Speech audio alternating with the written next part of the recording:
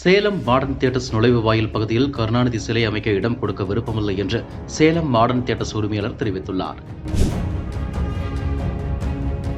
1935ஆம் ஆண்டு சேலம் ஆற்காடு சாலையில் TR. சுந்தரத்தால் modern theatre studio தொடங்கப்பட்டது.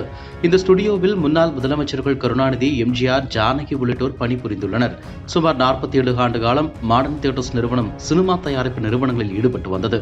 பின்னர் 1982இல் மாடர்ன் தியேட்டர்ஸ் நிறுவனத்தின் இடத்தை வாங்கி வீடுகளை கட்டி விற்பனை செய்தது வர்மா கன்ஸ்ட்ரக்ஷன் நிறுவனம். முன்னாள் முதலமைச்சர் கருணாநிதி கேட்டுக் கொண்டதன் பேரில் மாடர்ன் தியேட்டர்ஸ் நிறுவனத்தின் நுழைவு வாயில் மற்றும் தற்போது வரை பராமரிக்கப்பட்டு வருகிறது. நுழைவு வாயிலின் உள்ளே சிறிய காலியிடம் என 1345 சதுர அடி இடம் மட்டுமே உள்ளது. கடந்த பிப்ரவரி மாதம் சேலம் வந்த முதலமைச்சர் ஸ்டாலின் நுழைவு வாயில் அருகே செல்ஃபி எடுத்து மகிழ்ந்தார். இதைத் தொடர்ந்து மாடர்ன் தியேட்டர்ஸ் நுழைவு அலங்கார வளைவில் இந்த இடம் நெடுஞ்சாலைத்துறைக்கு சொந்தமானது என்று பேனர் வைக்கப்பட்டுள்ளது. மேலும் நுழைவு வாயிலின் உள்பகுதியில் நெடுஞ்சாலைத்துறையால் முட்டுக்கள் நடப்பட்டுள்ளது. இது தொடர்பான தகவல்கள் சமூக வலைதளங்களில் வைரலாகின.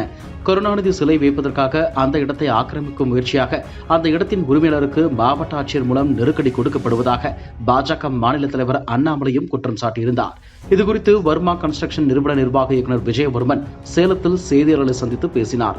அவர் கூறியதாவது: மாடர்ன் தியேட்டர்ஸ் நுழைவு வாயில் நினைவு வளைவு அருகே நின்று விட்டு முதலமைச்சர் ஸ்டாலின் செல்ஃபி எடுத்துக் கொண்டார். அதன் பிறகு முதலமைச்சர் ஸ்டாலின் என்னை சந்திக்க விரும்புவதாக தகவல் வந்தது. அதன் பேரில் என் மனைவியுடன் சென்று அவரை சந்தித்தேன்.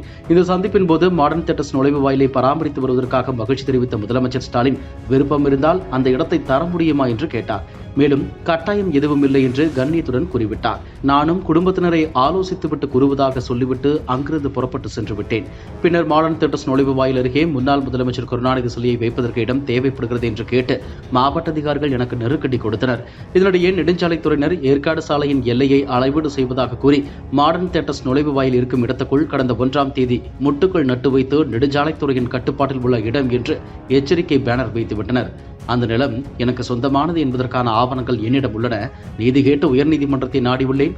மாடர்ன் தியேட்டர்ஸ் நிறுவனத்தில் பயன்படுத்தப்பட்ட ஜெர்மன் நாட்டு இயந்திரங்களை பாதுகாத்து வருகிறோம். அவற்றை கொண்டு சிறு அருங்காட்சியகம் அமைக்க விரும்புகிறோம். எனவே இந்த இடத்தை கொடுக்க விருப்பமில்லை என்று தெரிவித்தார். இதுபோன்ற செய்திகளை மேலும் தெரிந்து கொள்ள எங்களது யூடியூப், ஃபேஸ்புக் மற்றும் ட்விட்டர் ஆப்களை சப்ஸ்கிரைப் செய்யவும்.